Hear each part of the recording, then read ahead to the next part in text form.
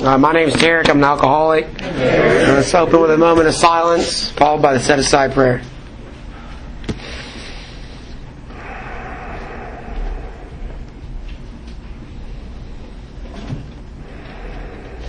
God, please help me lay aside everything I think I know about this disease, these steps, this program, this book, myself, and especially you, God, so I may have an open mind and a new experience with this disease, these steps, this program, this book, myself, and especially with you, God. Please help me see the truth. Amen. All right, I'm going to introduce our first speaker. I've gotten to visit with him a few times on the phone. He does the work that we do out of the big book. I've enjoyed getting to know him on the phone. I'm going to get to spend some time with them on Sunday, and I'm looking forward to that. And I'm excited and ready to hear Adam's experience. So I give you Adam Andrew.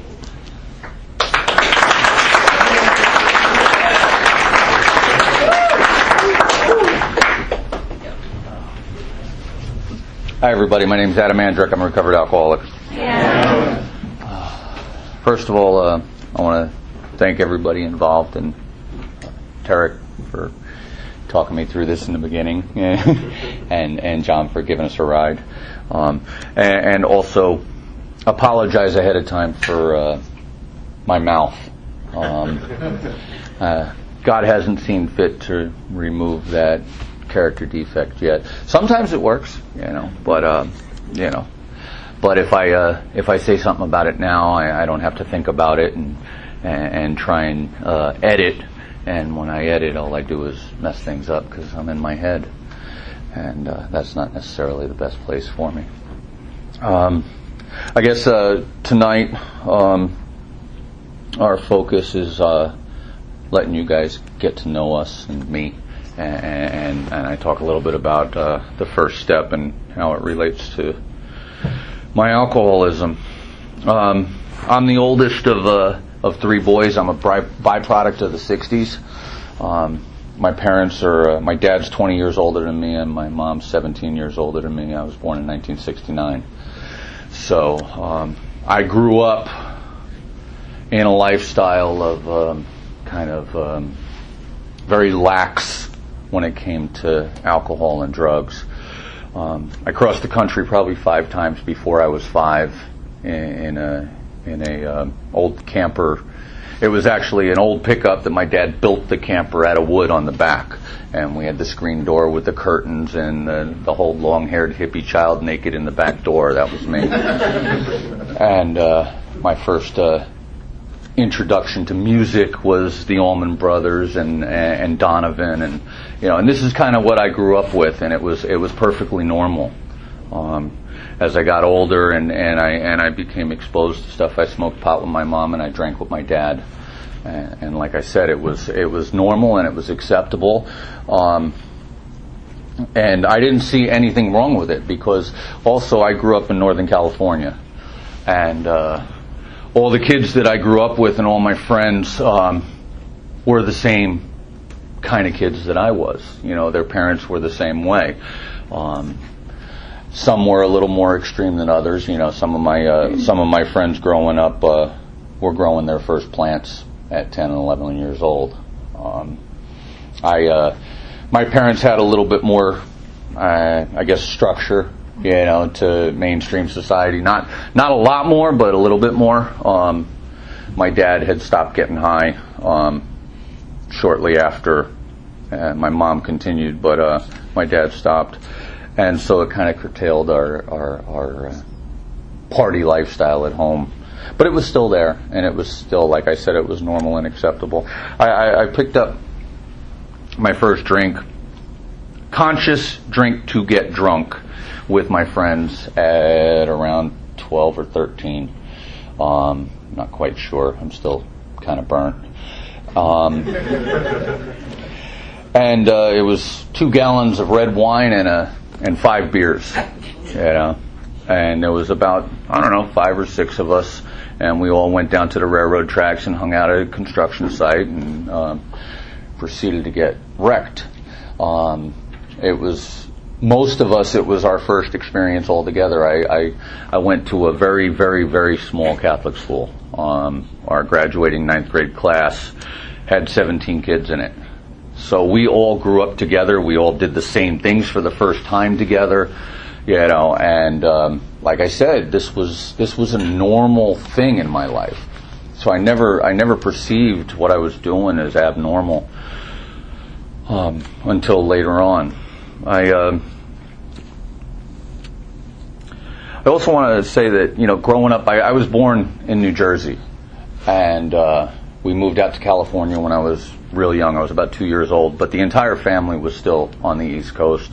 So my whole childhood was back and forth and back and forth. We never really lived back here, but we were always coming back to the East Coast. And those kind of roots that kids plant and build kind of a structure around, I never seemed to have those. I always had kind of that vagabond, gypsy mentality in me, which carried over into my teenage and adult years. But I took my first drink at 12 or 13, got plowed, woke up the next morning with the most excruciating hangover that I've ever had, even in all the, and I remember laying in my yard and the sun was beating on my head, and it was just so intense, and all I could think about is I can't wait till next weekend. I'm going to do this again. It was awesome. But the problem is we moved again. We moved when the Wednesday of that week. I came home from school and my dad said, "Pack your stuff, we're hopping on a plane." And we came back, so I didn't get the opportunity the next weekend. And I only got one other opportunity between that point and like the next year, and it didn't happen until I was about 15. But once I hit about 15 or 16 years old, give or take, I was getting loaded probably 4, 5, 6 times a week, and I had a good justification for not being an alcoholic for a lot of years. Is I didn't drink on Tuesdays, because you got to think about this. It's Thursday is the beginning of the weekend, so you party on the weekend. Friday's the weekend, Saturday's the weekend, Sunday's the weekend, so all those days are acceptable, and Monday's the end of the weekend, and Wednesday's hump day, so I had a legitimate reason to drink those 6 nights out of the week. I couldn't find one for Tuesday. I did later find one. I found 50-cent mug night on Tuesdays. It was all about justification, really. But it's interesting. When I was first trying to get sober, there was a real big emphasis on knowing that you're an alcoholic. Knowing, you gotta know your first step, and if you relapse, you don't know your first step. And for me, I walked into the rooms. I knew I was an alcoholic. I knew I was an alcoholic from the time I was 16 years old. Me and my buddy used to joke about, how we're alcoholics because we buy a case of beer and then go to a keg party. It was like a badge of honor or rite of passage that we used to have. So knowing I was an alcoholic, truly played no part in me getting sober. I knew I was an alcoholic long before I got clean. But, like I said, that life was normal to me, and I followed the pattern, of that life, and I moved out when I was I moved out first time when I was 16, but I moved out permanently when I was 18 years old, and proceeded to drink and party on a daily basis. I didn't like the idea of having to get a job. So the electricity got turned off, the heat got turned off, The water got turned off. So what I did was I lit candles, I had a fire, and I went out to the street with the little pole and turned the water back on. And we used to cook on the little bonfire pit in the backyard.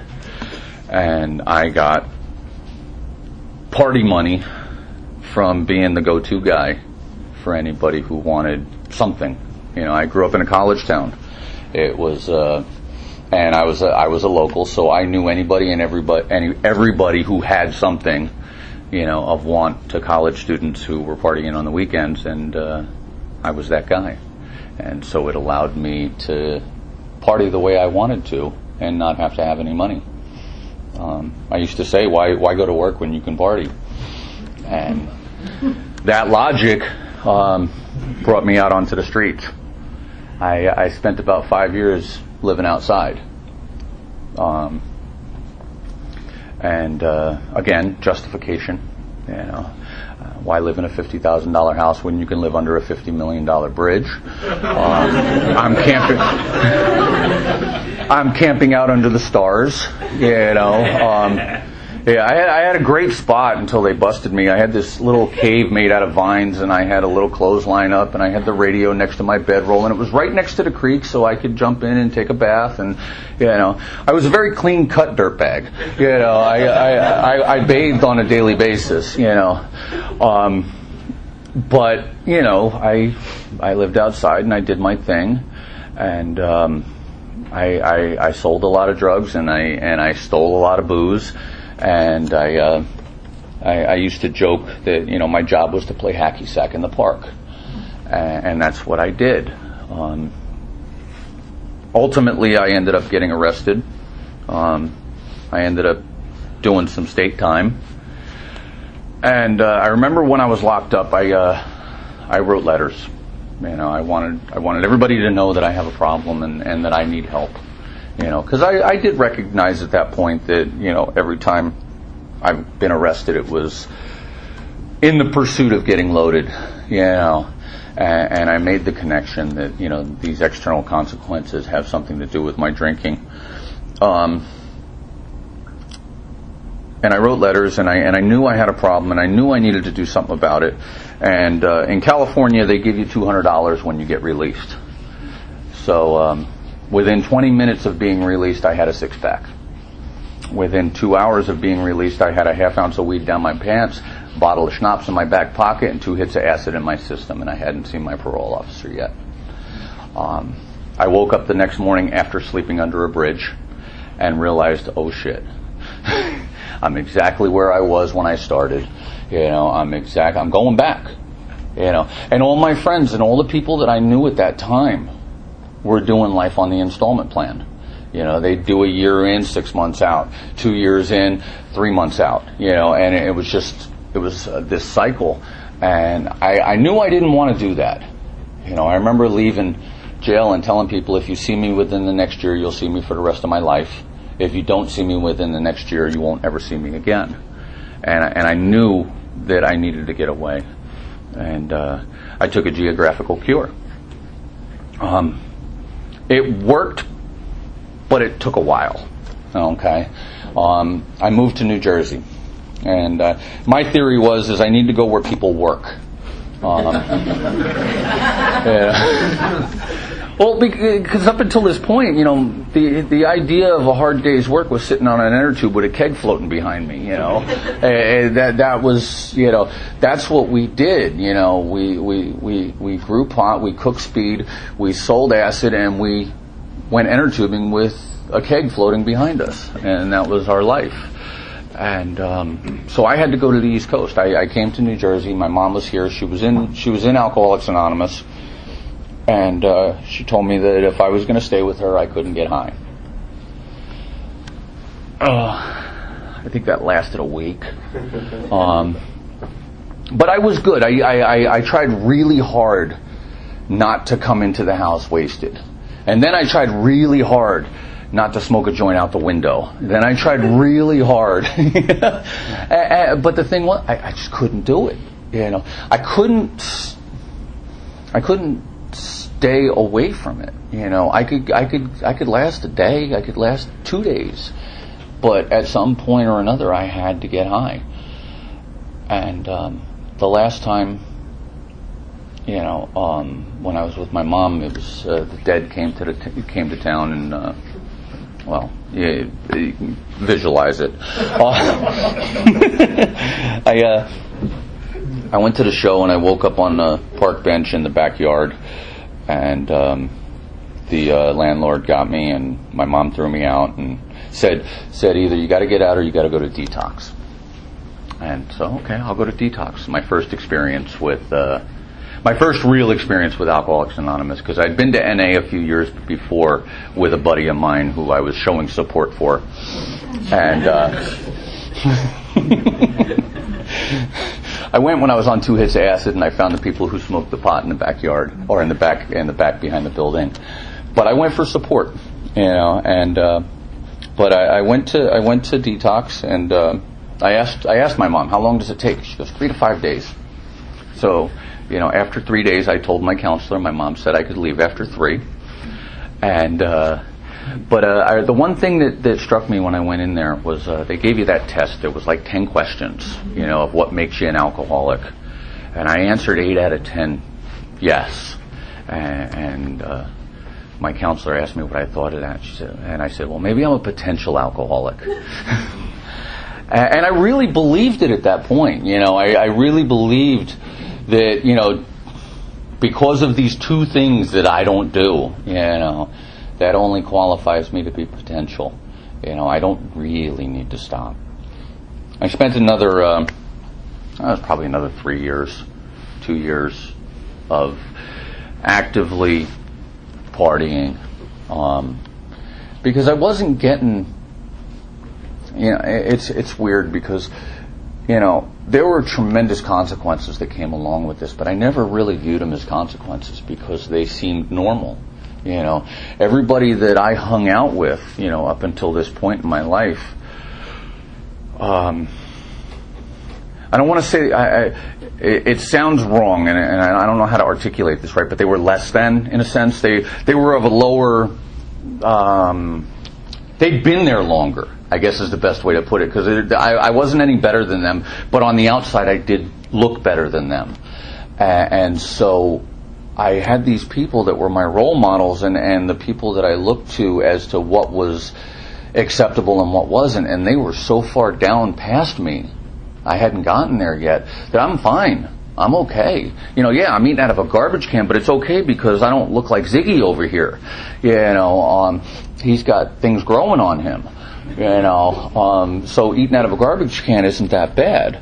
And the same thing happened when I came to New Jersey. I still hung out with people who were worse off than I was, and I was able to justify a lot of my use. But it got to a point where I was with this girl, and she had finally left me. We were supposed to get married, and she backed out, which is probably one of the best things that ever happened. But I got extremely depressed. I'm in this apartment alone with these 2 cats, and I'm trying not to drink. And I'm making it through the day until about midnight. And then at midnight, I got to go to the bar. I can't make it any further. And then I'd close that bar, go to another one, and bring those people back to the house and stay up until the morning. Because I have this allergy. We were talking about this earlier. I have a craving. Once I put booze in my system, the booze tells me when to stop, or something external tells me when to stop. Either I drink until it's done, or I drink until I hit a wall. And sometimes it's figuratively the wall, and sometimes it's not. But I don't stop once I start. But the thing is even when I had moments of abstinence, I was incapable of staying away from it. Because booze was never my problem. Now, I heard this years ago, and it really clicked with me, is booze was never my problem. Booze was my solution. It did for me what I couldn't do for myself, and I couldn't function in the world without it. I was a round the clock daily drinker, and at certain points I did that whole shake thing, but I was young. I was in my early 20s, and so I bounced back relatively quickly. I probably felt like I was 40, but I physically could handle this to a certain degree, but emotionally and mentally and spiritually, I was just wrecked. I eventually got to the point where I was on parole, and my PO was going to lock me up. I got a dirty test, I got a petty theft, and a drunk driving charge, all in the same month. And I went to my PO and I said, I need help, I need to go to rehab, or I need to go to whatever. And she sent me to this place down in New Brunswick, which is like this real hardcore TC. They shave your head and make you wear a diaper and things like that. And I know me, I know me. I'm not, you don't have razor wire and the doors aren't locked, I'm not staying in a place like that. So I called her and I said, either lock me up or give me another day. Me questioning everything right from the gate. But that's really how I felt at the time. So she gave me another day, and I ended up going into the Salvation Army. And for all its faults, the Sally did one thing for me that saved my life. I bitched and complained all the way through that place, but it did save my life. They told me, you got to find God in order to get sober. I didn't buy into their brand. In fact, I fought it tooth and nail.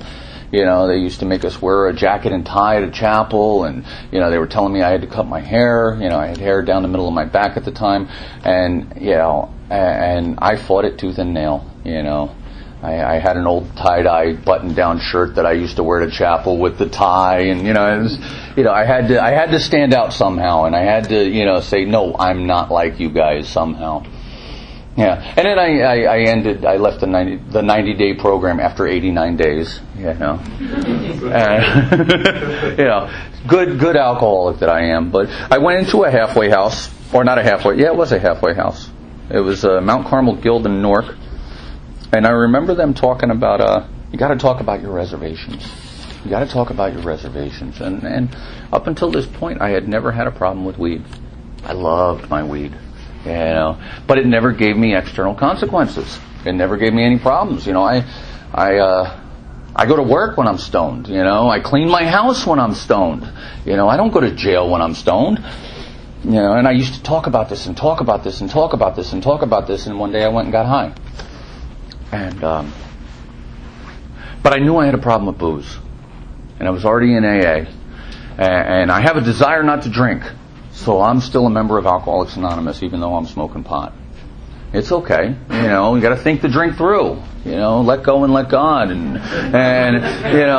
I'm smoking a bone outside the back door. I'm going to be spiritual and be a Rasta. It's I see her in the back. She knows. I really believed that this was okay. This is how insane my mind is. I truly believed that I could smoke dope, be spiritual, be a Rastafarian, and go to AA and still stay sober. And it lasted a few months. It did. It lasted a few months. And eventually, this little thing started messing with me. It was this kind of voice in the back of my head saying, you're full of shit. And this guilt and this hypocrisy just started to kind of creep in and just kind of really gnaw at me. And but you know what? I didn't relapse. I was just smoking this natural herb, trying to be spiritual. So I got to go out and I got to get drunk so that I can come back. So I can officially come back. And I did. I went out and I got drunk. The problem was I couldn't come back.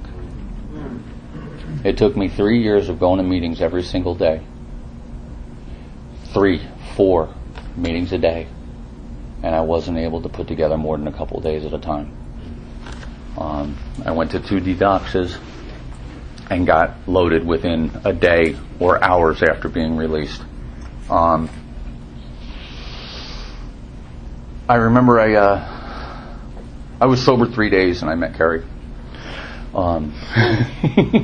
And she was, we were talking about this before earlier about prayer and medication, and she was working that kind of program. And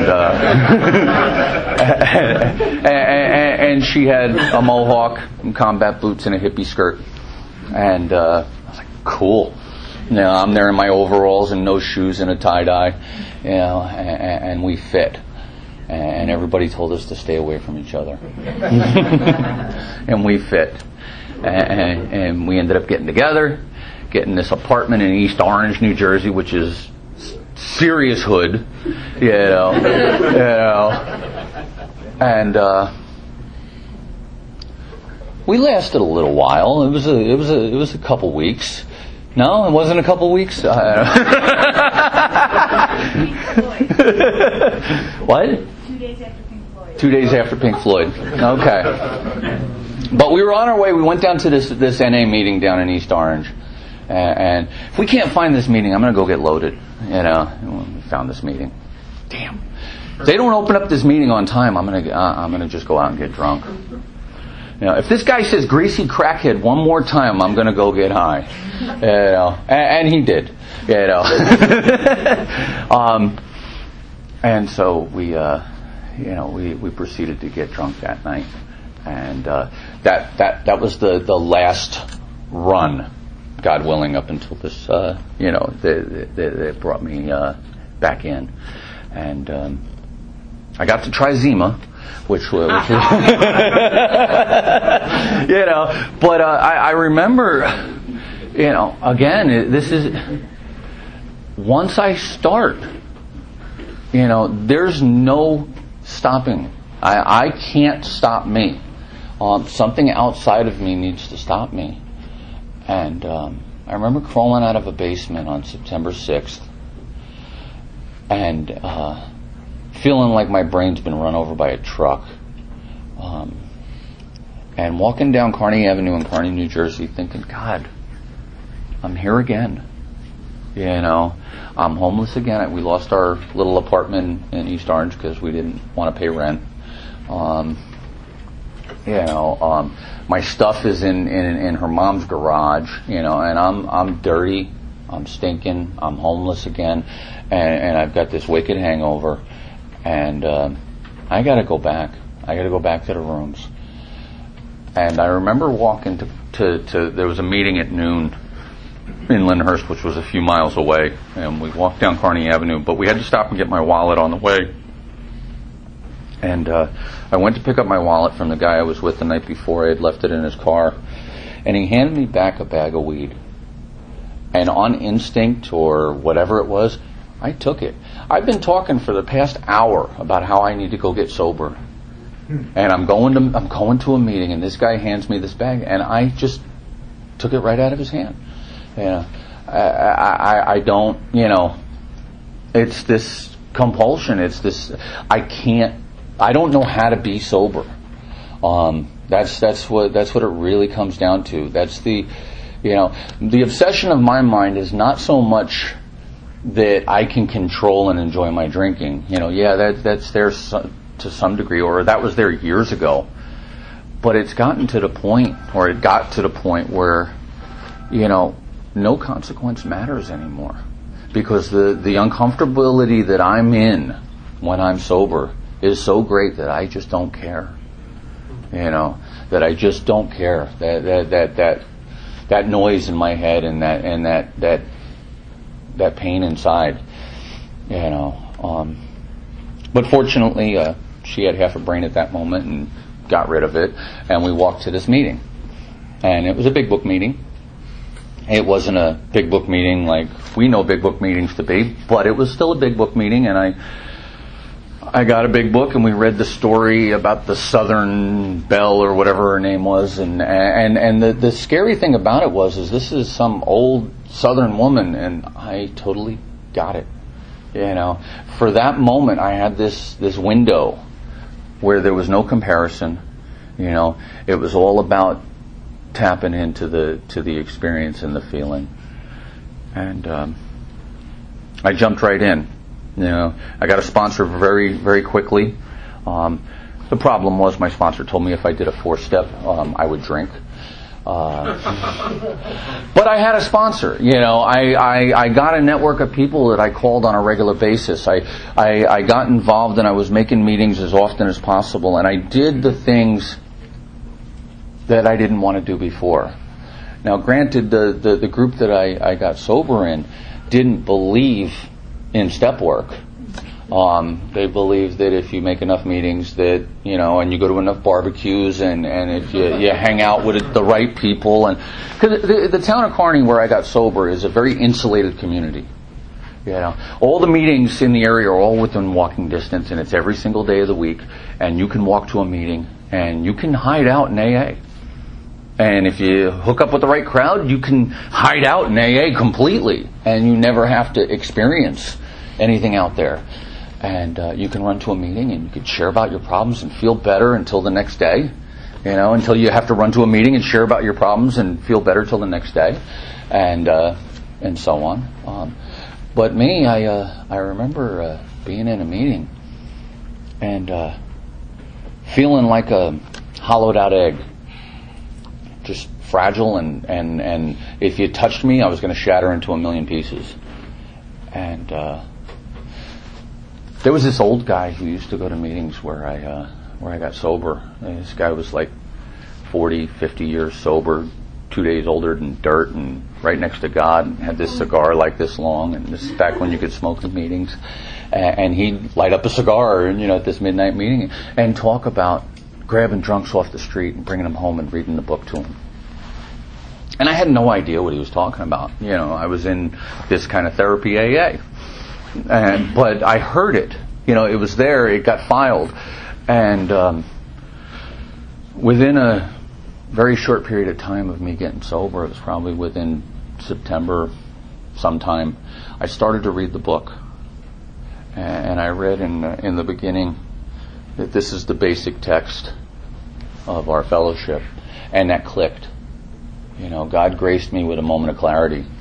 And it registered, and it made sense to me. I have no idea why, but it just did. And I started to read it, and I started to do the things in there that it asked me to do. And I remember my sponsor telling me to put away my notebook, because you're going to drink if you do this 4-step. And I told him, I said, I'm drinking anyway. What is it going to hurt me? It's the only thing I haven't tried so far, And I finished writing this garbage inventory. I mean, it was 90% lies, but it was as honest as I could have been at the time. It really was, truthfully. And I brought it to him, and we sat down one afternoon, and I shared it with him. And it was the first time in my life that I didn't feel like the nice guy who drank a little too much or the biggest piece of shit on the planet. I found some kind of balance with who I was. And I remember I did the steps all ass backwards that first time. I started off with 10. I started looking at 10 and 11. I started looking at my day, then looking at the defects, and then writing them down, and then looking at them. Do I want God to remove these? Yes, I do. God, please take them away. So I'm doing 10, 11, 6, and 7, and I'm writing 4 at the same time. And you know what? I started to get a feel for this thing. I had no guidance, but I was reaching around in the dark, and I was reading the book, and like I said, it was making sense, but it wasn't, because I still got this alcoholic brain, I still got this screwed up mind, but it was making some sense, and that experience has always brought me to that line in there. It says, God doesn't make too hard turns for those who seek, because you can do this all ass backwards, and it can still happen. I truly believe, and it's taken me a long time to get to this place, but the methodology doesn't matter. It's the intent and the fact that I'm truly trying to seek God. And God comes in and will tap you. Because He did it for me. I did my best to make all the amends that I was aware of at that time, and I completed that first round of amends. I probably was less than a year sober. Probably maybe 6 months, 9 months, because I did that first inventory at 4 or 5 months, whatever it was. I started it. It took me 2 months to write it. I walked around. I had 160 names on my resentment inventory. I won't do that to newcomers anymore. I kind of, if they're okay and they're writing like that, I don't mess with them. But if they're starting to kind of stumble or act out or do whatever, I give them a time frame. You know what I mean? You know what? You can do it again in 6 months. You can do it again in a year. 160 names to write and sit in inventory really sucks. It truly, because you're miserable through that. And it's a long ass fifth step too.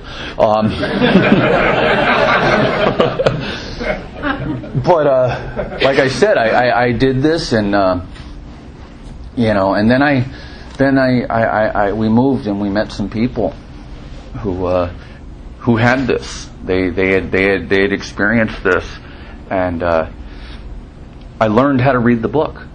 The way it was, the way I learned I don't want to say the right way, because that's I don't necessarily believe it's the right way anymore.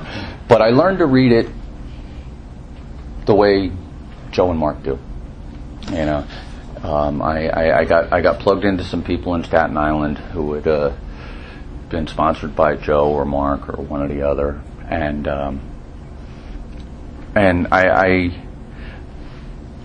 I had a new experience with this, and I started to do it again.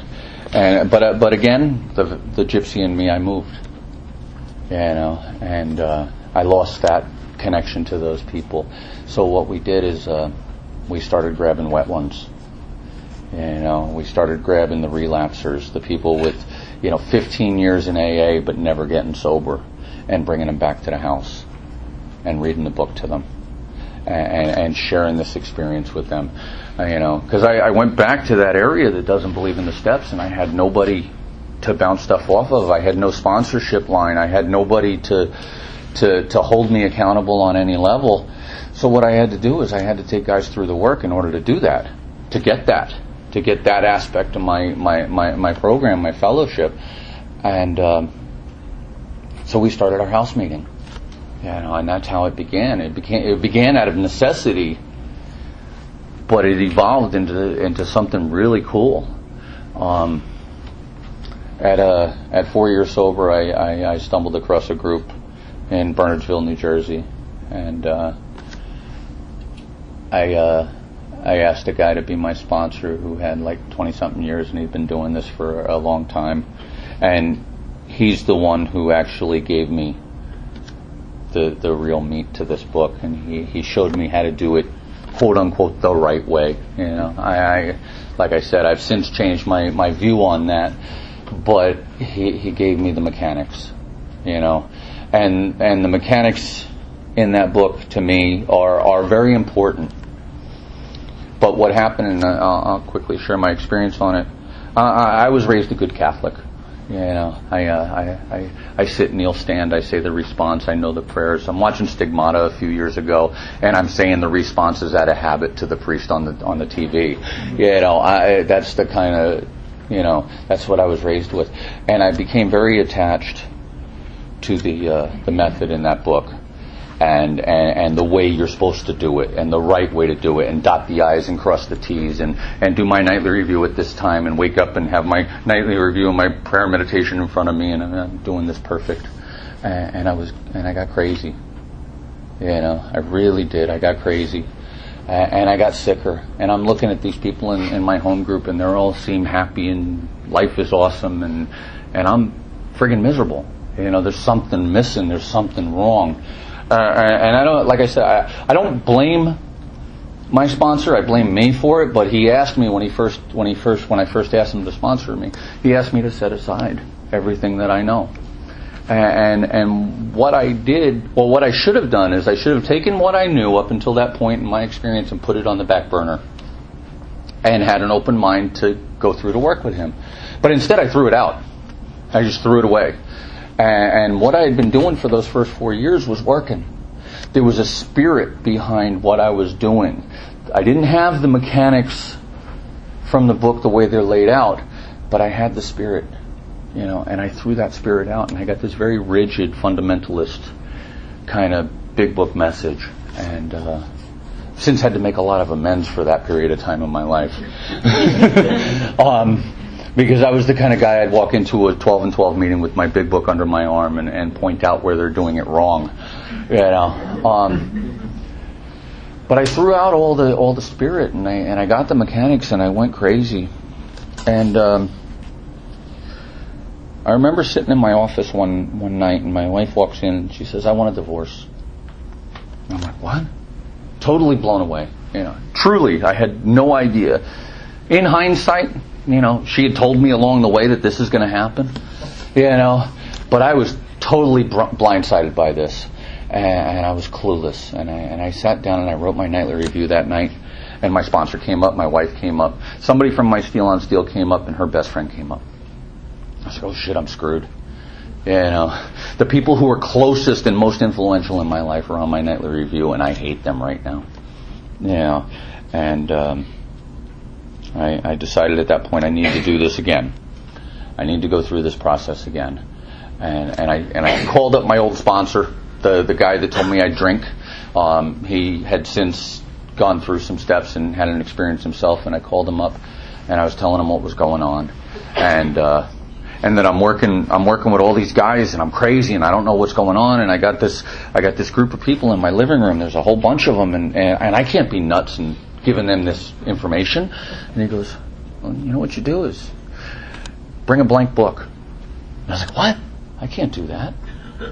I need my teacher's guide. I need that book that's been to 40 workshops with all the right highlighters and the dates and all the facts and figures." He goes, "No, bring a blank book." And I was totally clueless. I had no idea what he was talking about. But I did it. I think it was Monday night. Rolls around, and I go and I sit in this group, and we say our prayer, and I crack the book, and we're in We Agnostics or wherever we were. And I started to read from this blank book, and all of a sudden the pages came alive. And it was exactly what was going on that week. And for the next couple months or whatever it was that we were going through that run through the book, everything was about what was happening that week and from the week before to now, and how it applied and how this stuff works. And it changed my whole view. It changed my whole perspective on the 12 steps. It changed my whole view of Alcoholics Anonymous. And I had celebrated right around that time, and I remember walking up to the podium, and first things that came out of my mouth was, "This has been the worst year of my entire life. I'm so uncomfortable. I'm in so much pain. It sucks." But what? And not once in this past year have I wanted to pick up a drink. It has not crossed my mind. And that's a direct result of the 12 steps in this book and God. And I was blown away because it was real.